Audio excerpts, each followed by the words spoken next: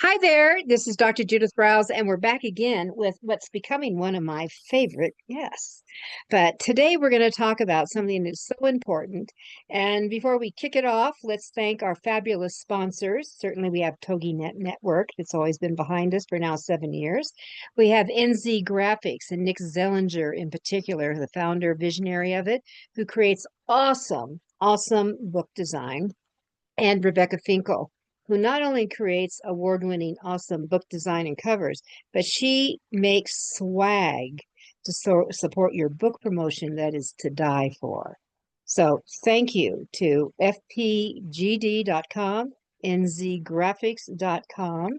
And as always, I like to start with a little quote from my book, Snappy, Sassy, Salty Success for Authors and Writers. And if you don't have this, I'm going to encourage you to zip over to Amazon and get it, because it's loaded with just, this is what it looks like on the inside. Quotes to goose you, whether it's about writing, marketing, success, getting your mojo back, whatever it is. So let's talk about author success. There is no right time to ever write a book. There is no right time to publish a book. When the door opens, you must be ready to go through it.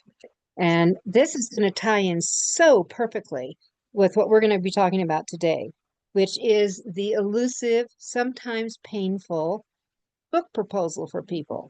Now, if you're seeking an agent, you're going to need a book proposal. And you're not going to have to skip around this. You need to learn how to write them, the strategies, the tips, the techniques. And with us is an awesome expert on book proposals. So back with us is Deborah Eckerling. And we did a great show with her a month ago on setting goals, achieving your goals, how to break through them when the barriers and potholes surface. She herself is an award-winning author, and she's a podcaster. So Deb and I have a lot in common. She's the creator of the Deb method, and we'll kiss on that for goal setting, because this is going to tie in also to book proposal writing. And she speaks and does consulting on the development. So for those of you who aspire to secure an agent representative, which is the proper name, this is what you need. This is what you need on that. And she hosts the Goal Chat, the Taste Buds with Deb podcast, and she's the founder of the Write Online community for writers and creatives and entrepreneurs, which you all are. We are writers, we are creatives, and we are entrepreneurs. Her book, which I'd recommend to you, is Your Goal Guide, plus the 52 Secrets for Goal Setting and Goal Getting. Welcome back, Deb. Thank you so much for having me. We had so much fun last time. We could have done like a 5-hour show, right? Oh, well, sometimes I've had, because I had already had you scheduled to do another show. So, but fingers and toes crossed that, oh, she's good. She's really good, because she was the first time. And then sometimes when I have authors who I've had on before, and I know we immediately just say, let's rebook. We're going to go to part two. We do a part one and part two kind of thing. So, which is way fun. And you're going to find that with your new podcast you're creating on book proposals. So, And this was just absolutely surprising. There is no there wasn't a podcast strictly on book proposals. So I grabbed it, so the book proposal podcast just launched in August, as in I put up the trailer when we're recording this in August. I put up the trailer 2 days ago, and I'm starting episodes next week. And I I just love them. They tie into goals so much because you need to know your vision to put the pieces together. Same thing with goals for your life, goals for your book. And you mentioned if you need an agent, you need this, or if you want an agent. But even if you don't, you need a roadmap so you write a good, saleable book. Well, that's really my forte in that, is that I tell authors all the time that a book proposal is that roadmap for you. It reminds you of the why. As I started, Deb, as I was a nonfiction author. Actually, I was a reluctant author, and then I was only going to be a one book author. All right. So now we're working on books 49 and 50. But what can I say? But nonfiction was my forte. And I always thought of, okay, so what's the problem I'm trying to address, reach out? What's the causation of it? What's the effect of it? And how in the heck do we get out of this pickle? All right. So what's the solution? And that was always my formula when I put together my proposals. Because back then, of course, I'm a recovered New York book snob, thought that only illegitimate books came out of New York, which is total nonsense, everybody. Let me tell you, total nonsense. And that we take it from there. And then so we had to have a proposal. And for me, it was, what's a proposal? So, hey, let's start with that question, Deb. What's a book proposal? It is a sales and marketing document, which basically is a way for you to showcase your idea, what makes it unique and also sellable, but also why you are the only person who can write it. You really need to, when I work with my clients, the first thing I say is, what is your topic? Congratulations, you are now the queen, king, goddess, empress, whatever it is, of this topic, because you need to go into your book proposal with this mindset, again, mindset, Mhm, almost everything, right? mhm, And really put out there, what this is. So, and I'm sure we'll get into the nitty-gritty, but it's you've got the basics, what is the book? And then the mhm. second section is your platform and your marketing ideas, and also audience, book comps, that kind of what makes it sellable part. And then you do your table of contents, detailed outline, and writing sample. But really, the whole thing is a writing sample. It is a writing sample, but I think what's really important for people have to understand is, and of course, this really wasn't an important thing when I was writing book proposals, because back then, and I was called what became a kept author. They took care of everything. I had escorts every time I went out. I had full-blown author tours all over the country. I mean, that is then. It is not now, people. All right. And so they were doing that marketing of what cities should I be in? If we're going to take California, we do San Diego, we do Los Angeles, we do San Francisco, and we did Sacramento. That was California. If you book those cities with media, you own the state. It's that easy to do some of this stuff. But they took care of that. Oh, okay. So now you get to do that. So the marketing part, in the old-fashioned book proposal, was kind of hints. If you had already established audiences and stuff, or you had visibility or some already creds in a certain city, or you're well known, or things like that. But their job of the PR company in a traditional publishing, that was their work. Okay, they don't do that now. I You would do it. have I would have loved to have published a book in that era. Absolutely. Mhm, And I got my start doing events for Barnes& and Noble. So I remember, and this was in the 90s, and they still did a lot of that in the 90s, mhm, placing people in bookstores and getting them mhm, promo. And if you're a big mhm. author, you're still going to get that now. Oh, yes, oh yes, Right? yes. If you're Rebecca Yarros, or if you're John Grisham, or if you're Stephen King, you say, okay, I want to go out on tours and I want to do like Stephen King does motorcycle tours. Did you know that?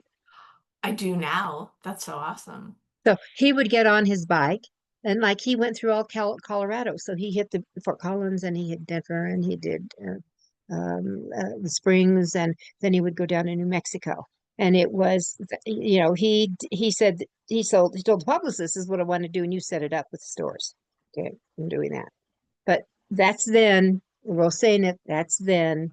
This is now, and it's up to you. So that's why in your book proposal, that element with marketing, this is how you're going to brag on how you are going to get out and work your tush off to support the book.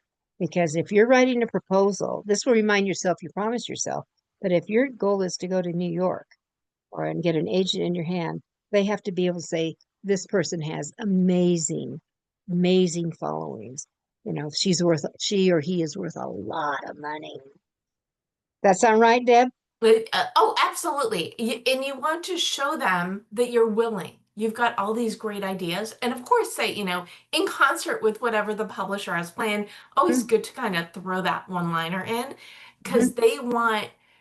everybody wants your book to succeed. And I think that is the biggest underscore of the book proposal is publishers, agents, they need sellable books. It is your job as an author to give them one and present your ideas in such a way that they think, oh, great, this, because everybody wants to wrap the next big thing. So why shouldn't it be you? It totally should. So for the marketing section, I always tell my clients or when I'm speaking on this, be creative, have fun with it. You're not necessarily going to do everything, but think sky's the limit when you're developing that section. And I think that's kind of fun. What's possible? I just did a show gosh, a week ago, on one of my clients who wrote a book 15 years ago. He decided that there's so, and here's what's cool about the indie publishing market. You can create the book with the vision you have, because when you sell your book, that vision may disappear. I have to tell you, it's very painful when they really don't want your input because they have their own ideas.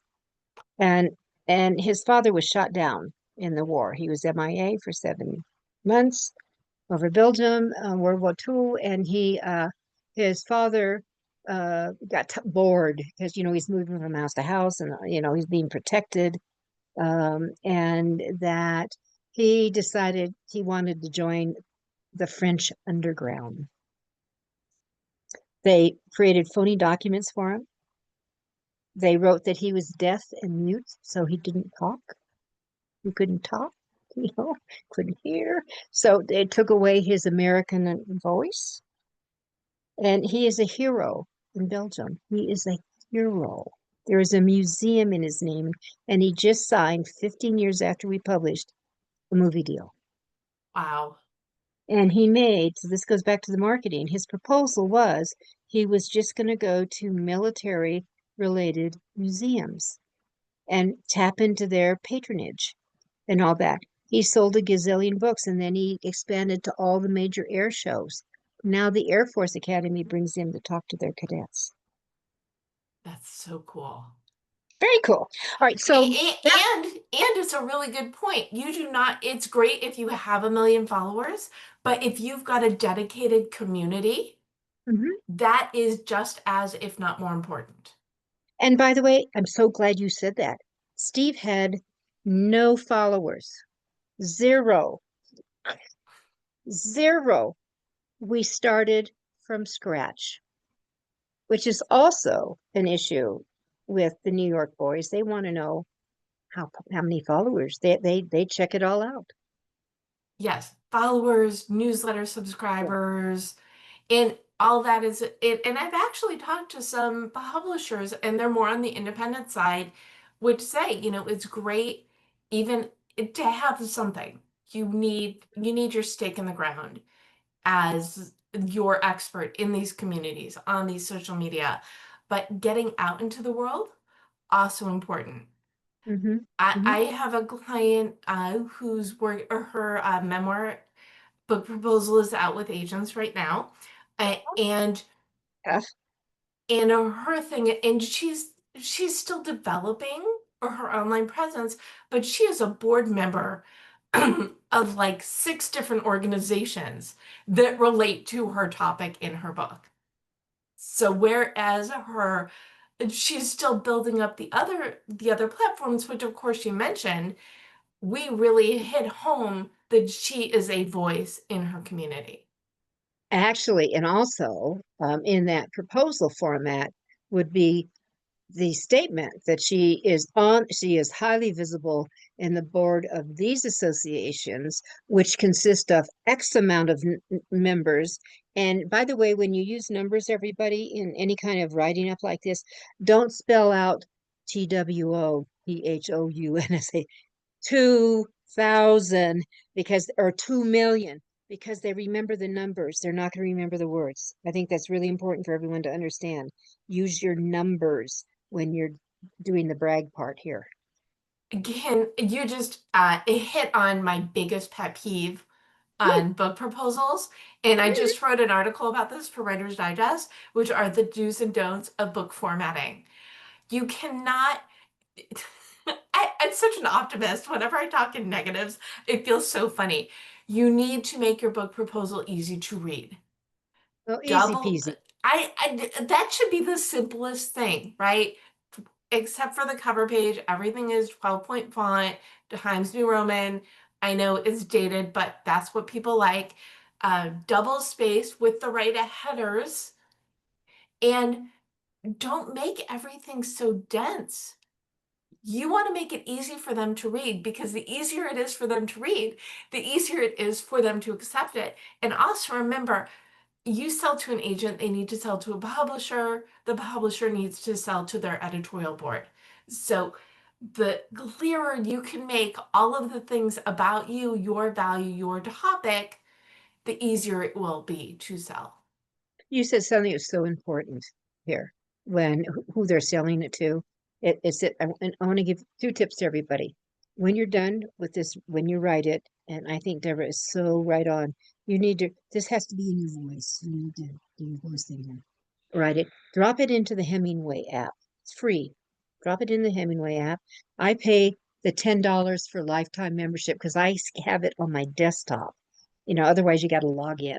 Ah, anyway, so drop in your proposal. It'll let you know exactly where your hiccups are, including, is this written for the 10th or 11th grader? Which is no.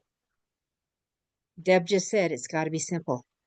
Bring it down. Make it easy peasy for them to digest on that. So that would be the first thing that is really important. And now to reinforce that marketing side is those things. That's where your juice is always at. If this is what your goal is to sell, that it's got to be. This is the brag. No one is shy here. If you're shy, you're in the wrong business. There are too many, Oh, right? The other thing that I do for formatting is right after it's done, I will go into Word and I will put it at like 30%. So you could see like 4 pages on your screen at once, just to make sure there is no text that is too chunky, no paragraphs that are too long, just yeah. easy breezy. Yeah. Hey, the new kind of unwritten rule on press releases, no paragraphs more than 6 lines. That feels 6 lines even feels long, right? Sometimes, I mean, one of the things, I was a columnist for the business journals for 10 years. And the one thing I learned that the power of a one sentence paragraph is awesome. And the power of a one word paragraph, awesome. Can I share a dead ninja trick? Yeah. For the overview, I always put like a one-liner in italics centered before getting into the content. Mhm. Then you can go into the overview, but put your grabber, your hook, your differentiator Mhm. right at the very beginning. And, Mhm. and, and I do feel so your goal guide was sent out as a book proposal for the Deb method, which is my system, as you mentioned, for goal setting simplified. And my agent sent it out twice, once in August and then again in the fall. And I changed one line between the two versions he sent out. And it was that first line, something to the effect of, whereas most goal setting books tell you how to achieve your goals, only the Deb method helps you set the foundation for your goals so you set yourself up for success. Mhm. And that may or may not have been the reason, but I like to think that that was the reason it caught my publisher's Mhm. attention. Mhm. I am a great believer in using a lure. Snare 'em, hook 'em, whatever you want to call it. I am a great, and I do that actually with all the authors I work with.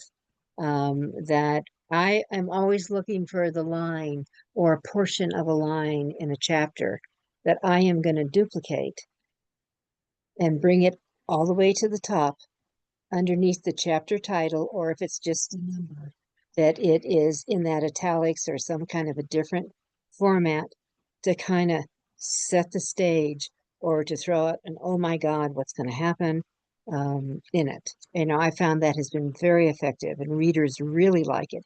Is that the norm in New York publishing? No, it's not.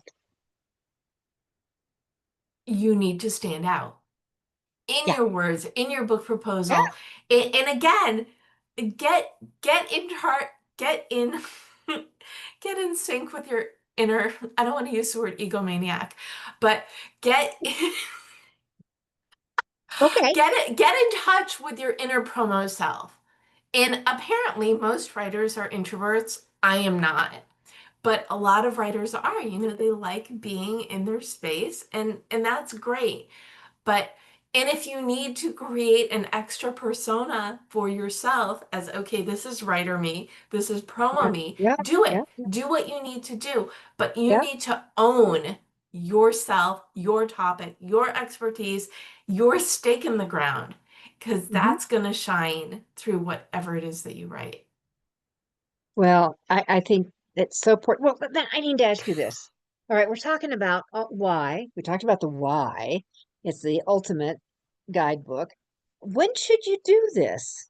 When should you start putting this baby together? Yesterday, Okay, yesterday. well, okay, I believe the second you have an idea, well, maybe not the second you have an idea for a book. Uh, you should be promoting yourself now, even before you get your book proposal out in the world. Mhm, That is because you need, and again, especially for nonfiction authors, you are a subject matter expert. You are doing something, you're consulting, you have a business, whatever it is. If you do not have some sort of social media presence, community presence, what the heck are you doing? I'm guessing you've got something, right? mhm, Lean into that and work on developing this. I had a recent client, and this was like her fourth career. She wanted to tell these stories, to do like a compilation book mhm, sharing these stories that were meaningful to her. And but her entrepreneurship days were early days. So it was mhm. before everything was on the internet. She had no social presence. And I said, this is a great opportunity. You can create whatever platform you want. You've had this happen, this happen, this happen. Go for it. So for her, building a website and social media presence was actually part of her creating the book proposal. You know, but there is, I am sure you've heard it, the reluctance dilemma that they have. They're so involved in their writing or whatever that they get. I can't think about a website. I can't. Which to me, you should have had that. That's all. When do you start writing? Yesterday. Website yesterday. Or three Uh, days ago, right? yeah, last week would be a good idea. When well, I can't even think about social media or being on that. And again, when should you have done this? Last week also. Um, and the reluctance, I'm always, I get author overwhelm. I do get that. We've all had it on that. And that you're throwing all these balls up in the air. Right. They're all up there, but they're just working on it. And what I've come to the conclusion, I did a show in early August with Dom Testa, which was on wonderful on perfection and who is a perfectionist and how it's been a killer for him and a lot of stuff and been a block of getting things done. And I think what it does when you do the put off, you keep going back and tweaking the writing over and over and again when it really was good enough. You were ready to go forward. So, Well, there's the done is better than perfect, but there's also art is never finished, it's abandoned. I can't remember who said it, but there's a guy dated 20 years ago, and he kind of lived by that philosophy. Because we can edit things to death. Oh yeah. And so in better answering yesterday, the day before, as when you have an idea that has been stuck in your head for so long that you Mhm, need to write it, that's mhm, when you start your book proposal. When it's like haunting you that I need mhm. to get this out into the world, that's when you start it. And the wonderful thing also about a book proposal is there's so many different sections, so you can work on what I and I'm big on alpha and beta goals, right? Always have two projects in motion because you can always, if you're stuck Me on one, too. jump to the other. Me too. But with the book proposal, you've got these three really distinct sections, which is, the overview of the content, the marketing, promotion, audience comps, which is very technical, very research Mhm. oriented, very, you're using different muscles, and then the sample chapters. So you can always be in the mind frame. They're so different. You can always be in the mind frame to work on this or build that or research this. But I Mhm. like to start, I feel like when you nail down the overview, everything builds from that. Okay, so let's go through. I mean, I look at you are. I feel like I'm echoing you, mirroring. That's certainly my evolution. Let's go through. You said there's three components. We had more because I was doing with. Well, one of them is about the author, by the way. Right. So let's go through what those are. What are the absolutely essentials every book proposal gotta have? And I said components, but it's really there are three sections. Their sections. Three sections. So the first one, you got to start with the title page. I always feel like it's so funny when I mention the title page because it should be a duh, but it is the first impression of your book proposal, and you want to nail it. You want your title, your subtitle, your name, and then any accolades, anything I put on, creator of the Deb method for goal setting simplified on the first one.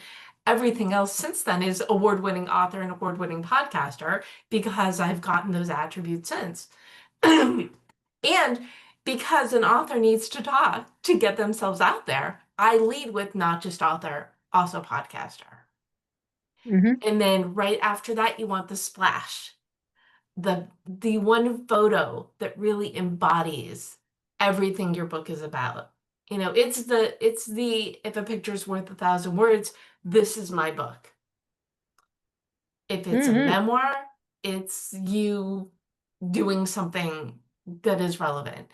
If it's a cookbook, obviously food, but find something that's meaningful to you that you feel is like the through line. Then we get So the it doesn't have to be original art. It's just something to bring them into the visual.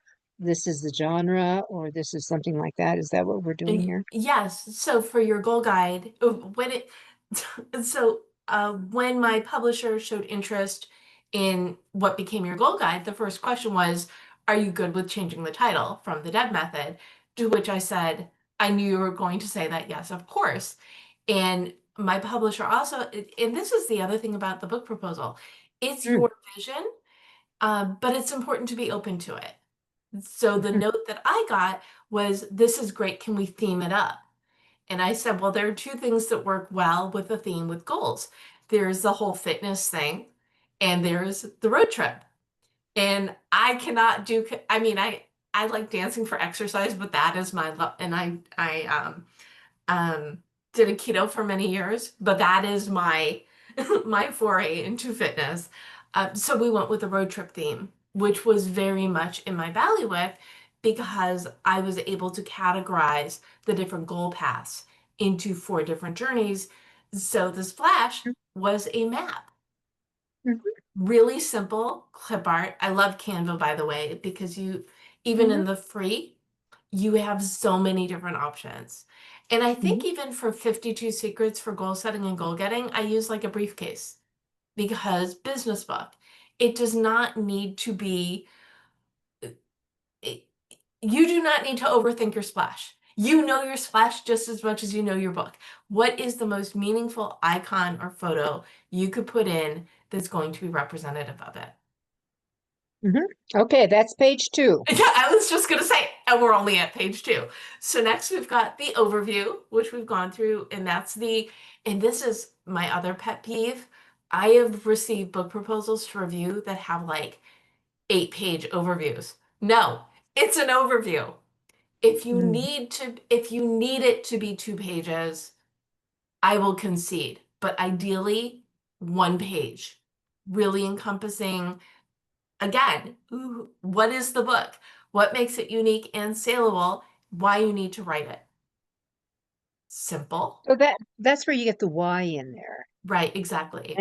And would that include the YU, or is that going to be in the author section? Am I jumping the Well, gun here? oh no, it is YU. It is the Okay. snapshot of everything. Like my client who was on the boards of all these things, that was Mhm, part of her bio. She's an artist in residence, and on the board of all these organizations, all mhm, of which whom see the value of the book and are interested in getting it out in the world or something like that. So, yes, and then you lead. So you start with the hook and you end with this is why people need to read this book. mhm, That is the overview. Then we get, mhm. and again, everything builds from there because the next one is what's in the book. And that's where you can get a little bit more descriptive of the content itself. Okay. Is this Is where our it? sample chapters? This is where the sample chapters go, or are we coming to that yet? No, that's like at the end. Okay. So you've got your overview, you talk about what's in the book. It's divided into 4 sections, 40 chapters. This is Ah, the essence of it.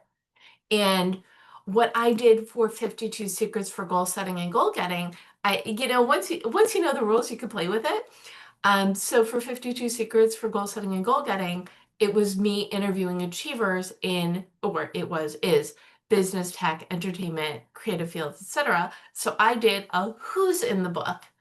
So I talked about what the concept for the book and some of the people who I already had in mind to put in the book. Some of whom, okay. again, were in the sample chapter. So this is your book idea, why it's relevant, and what are some of the things that you're going to get into. Okay. Next is the book specs, and this is where you put um, page count, genre. The genre should be in the overview anyway. Genre, page count, when you can have the book done, or if it's complete. And then if it is a business book or a cookbook or something, I also recommend you put in the bullet points. In this, I've got case studies, articles, interviews, or um, there will be 30 photos of this within my memoir that we can integrate or optional. I think that's the other thing people get wrong is they try and put a lot of pictures in the book proposal. I feel it needs to be you've got your photo in the splash and in your bio. Other than that, it's unnecessary. You Hmm. can put in your book specs the different elements, and if you've got photos or graphics or documents or graphs, that can go in there as well. Okay. Okay, Sounds good. and that is like the baseline. That is the first section. This is the content for the book. Now we go into promotion, which starts with platform, which is your author bio and your photo. And you need a photo. You need a recent photo. You need a photo that looks like you. Please, Please. please. I am blown away with how people decide the one 20 years ago looks so good. Well, Okay, and I will admit, the photo that I've used on my books is it is a little bit last decade, but I love it so much. And I do, like I said, I like to think it still looks like me. I mean, it does still look like me, right? But you do not, but there's a difference between having a photo that's 5 years old and a photo that's 20 years old. oh yeah. I feel like this is true confessions with proposals. Oh yeah. I Oh had, yeah. I was at an event. This has nothing to do with anything. I was at an event a couple weeks ago, and I was just chatting in the bathroom, and someone says, Deborah, yes. Deborah Eckerling, yes. I worked with this woman almost 20 years ago and hadn't seen her since, but because we're in touch from social media, because my photo apparently looks enough like me, she Mhm. recognized me in the wild. So there, I just validated myself. You want your bio, your photo, um, again, a page. If you've got a lot to say, maybe two, but do not go over two, I believe. And after that, this is where I like to put the testimonials. Now, if you've also had other books released and you have good reviews, you can do a separate review section, testimonial section, or just testimonials, people saying nice things about you. Mhm. And your that you know your stuff, people that you've worked with, or again, people who've read your book. I have, I think, some testimonials I use clients, but also places where I've spoken. Mhm. People because again, that's part of you selling yourself as an author is your ability to articulate the things that you know. So that's that section. Now we get to go into our platform, and that is basically anywhere you are in the world. So it is your website, it is your social media, it is your newsletter. It is if you work for a company and you do the thing, you put that in. If you often speak about this topic, that goes, actually, I jumped ahead of myself.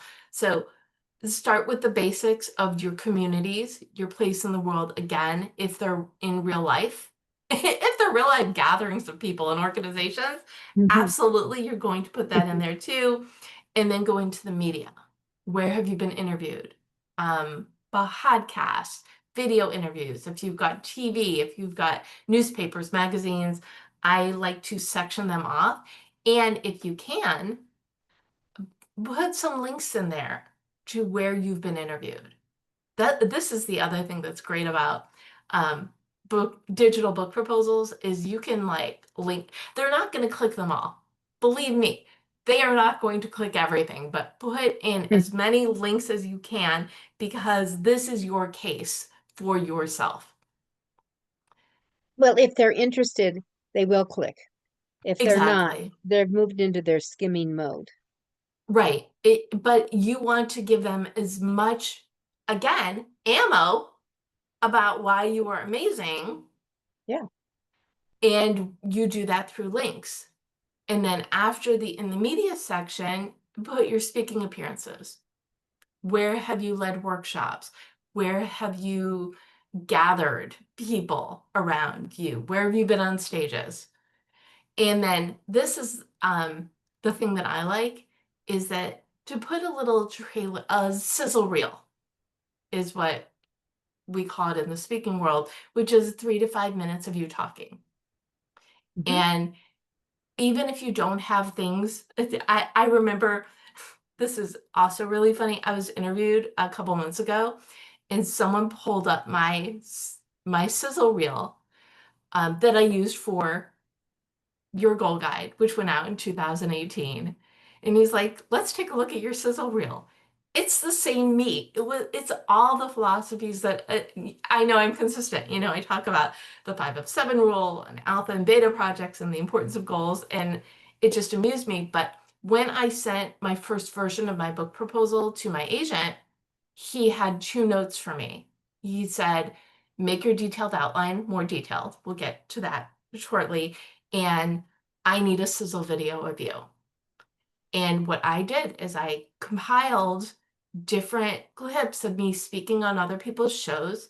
I went out and I did a couple, live videos, me talking into my phone, and I compiled it into it. You want to show your personality. You want to show that you can handle a stage and your topic.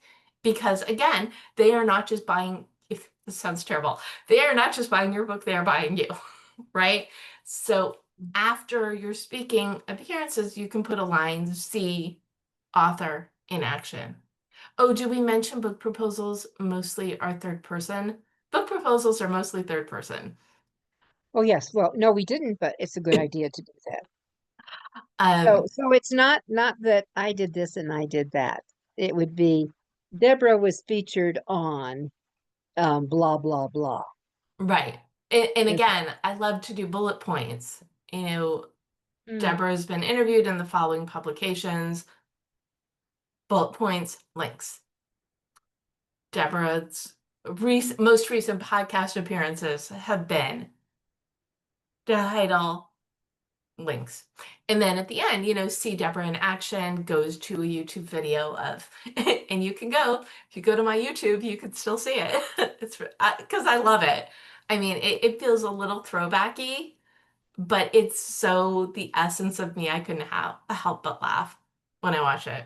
So you've got this, and then at the end, if you've got a list of contacts of people who are big in your area or organizations you're involved with in their mailing lists, you can do another list of those. mhm. Now we get to marketing, Mm. which So is the fun here, part. okay, well, yeah. See, I like marketing. Marketing is one of my things that I've always liked. But that when we started, we talked about there were three sections, Hmm. and it seems like we have a lot of sections. So a lot of this is going to go, we've got a page one, page two, that is, fine, but the overview, then maybe we might want to recount the major sections and then Oh, what the subsections are. I think that makes sense. okay. So I say the intro, the baseline, the concept. That's what I call Hmm. the beginning parts, which is the title, the Hmm. sizzle, the overview, what's in the book, and the book Hmm. and the book specs.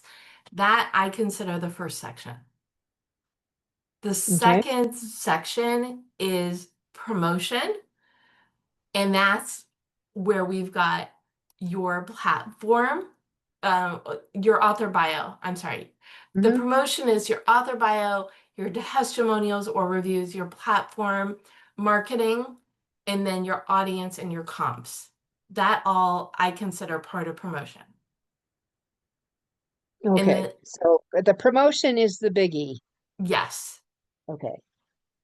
And so the other three sections in promotion is the marketing where you can have fun and say this is my vision for getting my book out. Audience is where the people who are going to read it are. And I like to do some research for the audience, look into the demographics. Um, Forbes says that these are the most important, continuing education is the most important factors in leadership, and leadership is within goals. These are stats. So look at who's going to read your book, where they are, and then do a little Googling to find articles that support uh, your audience, your readership. Okay. I have another client whose book is very Gen Xer and baby boomer centric. So we went in and Googled and found stats on, Generation Xers are the decision makers, they're spending money. This book is aimed at this audience. They are going to grab the book. So those sorts of things. And this is really funny. Because I use the word Google, my phone just started giving me stats about Generation X because it heard me talking. Because you Anyway, mentioned Generation X. yeah, I mentioned Google and Generation X in the same sentence. Anyway, marketing, or I'm sorry, audience, have fun with that, know your demographic, and really lean into it. Hmm. And then you want to also, the next part. Oh, I skipped something at the end of marketing. Ooh, okay. I like to put at the very end, so between marketing and the audience and comp section, I like to put a section on series, because an agent does not want a one-trick pony. They want a multi-trick pony or author. So this is where you can say, this is the first book in this series on, other titles include, or as an expert on this, the author has ideas for the following sequels or future books, and these are the titles, so they know. Maybe they love your concept, they love who you are, but they're selling a book that's very similar already. Maybe they're going to go with, hey, can you tell me more about this idea? Mm. Or they're going to say, oh, great, you've got this book. Once it sells, we can move on to the next titles. So something important to add into that marketing section is your future. Now we do the audience section, and after the audience section is the book comps, which is another. I keep saying this is the most important section. This is the most important section. They're all important. Yeah, that's what I was going to say. They're all important to have them. And just it's this is what you Hmm. need to do. Right. And to remind yourself, remember, even if you're not planning on taking your book to an agent to pitch to a publisher, this is for you. And sometimes, you get so involved that you forget, damn, you're good, good. I should be writing this book. I love that you said that. It because it's a long process. The Yes, whole right and the other part about a book proposal, which is great, is you're not writing the whole book. Now, yes. while the proposal is out there, if you want to write more, give yourself a leg up. But Mhm. for the purposes, again, I'm jumping ahead, Yeah, you just need you sample can do that. chapters. Yeah. Why not? Yes. Okay, let me go back to I want to cover the comps. So the comp titles are five, usually you want about 5 books that are within the last 5 years that are similar enough to your book, but Uh-huh. different enough that there is a place for your book in the market. And for those, you want to make sure they are, unless it's an exception, you want most, if not all of them, to be traditionally published books within the last 5 years. Maybe there's one that was like independently published that was a bestseller and got a lot of awards. Yes, absolutely put that in. Or maybe there's a book that's a little bit older, put it at the end.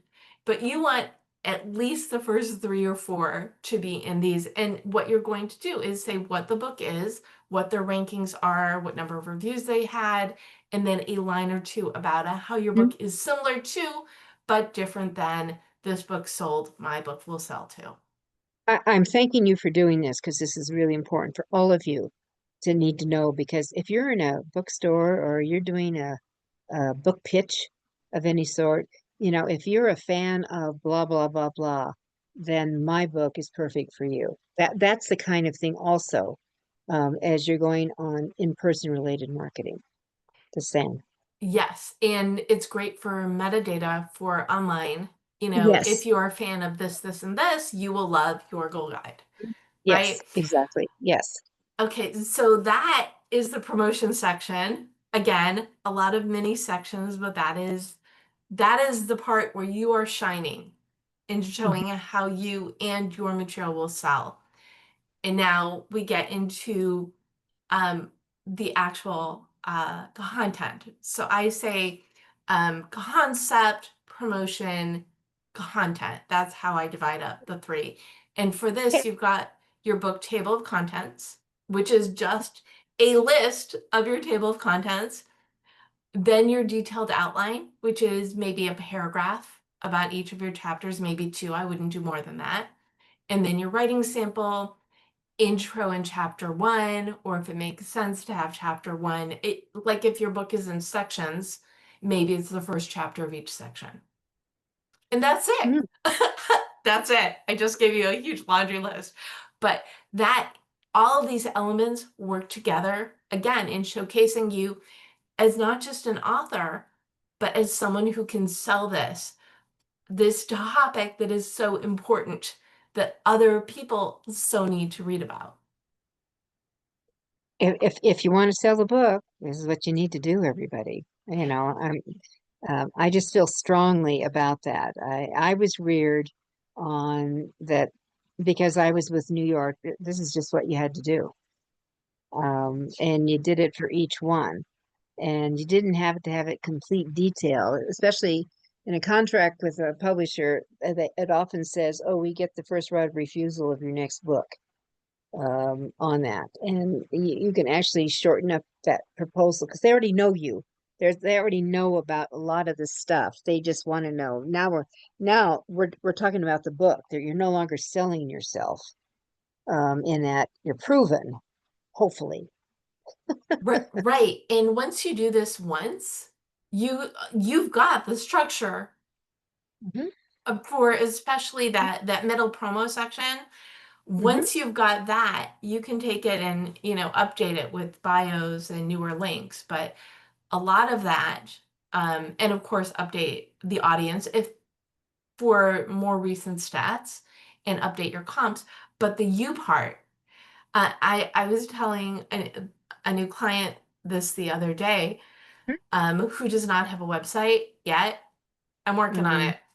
Um, he was getting overwhelmed because again, this really long list of things you need to do. I said, guess what?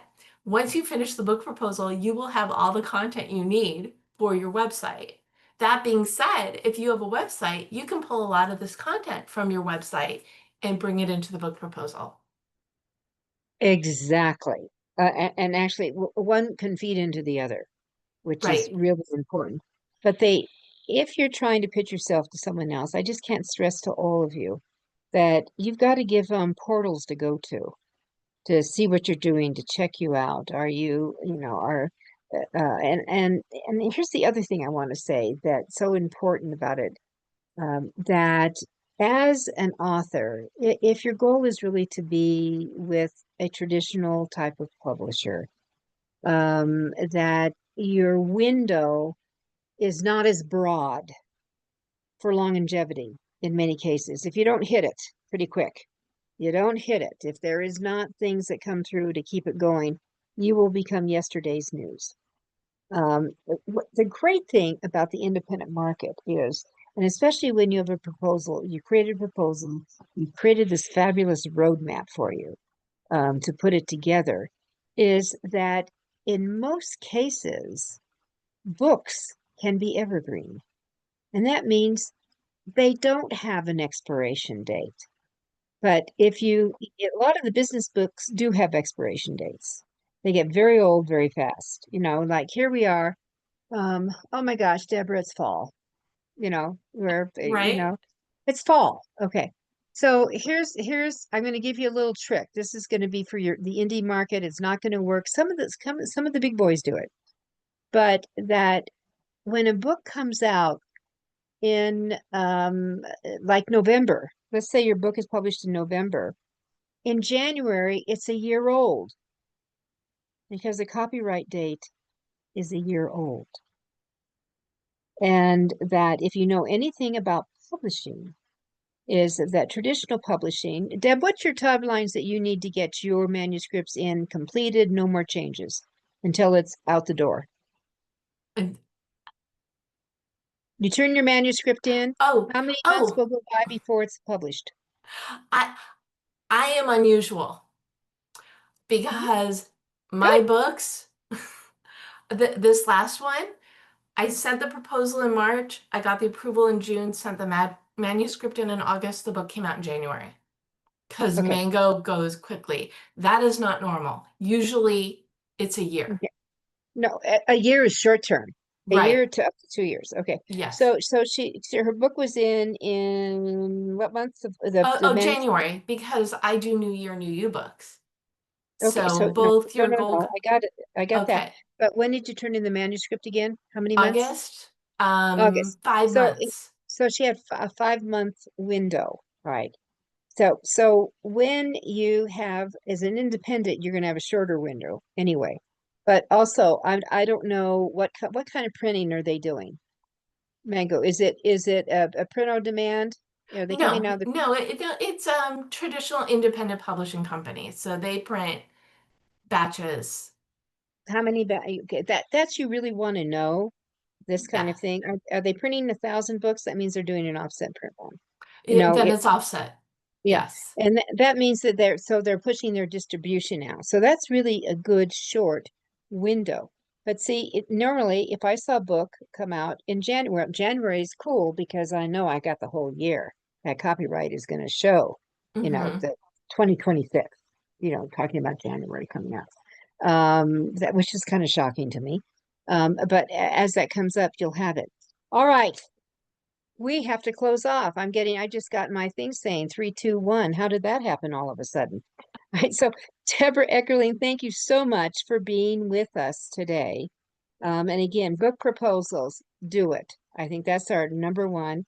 Check out Deb's Substacks podcast. Yes, check out the Book Proposal Podcast. Find me at thedebmethod.com/books with Deb and just write it. You'll be so glad you did. All right. Thank you Thank so you. much. Okay. Take care. Bye.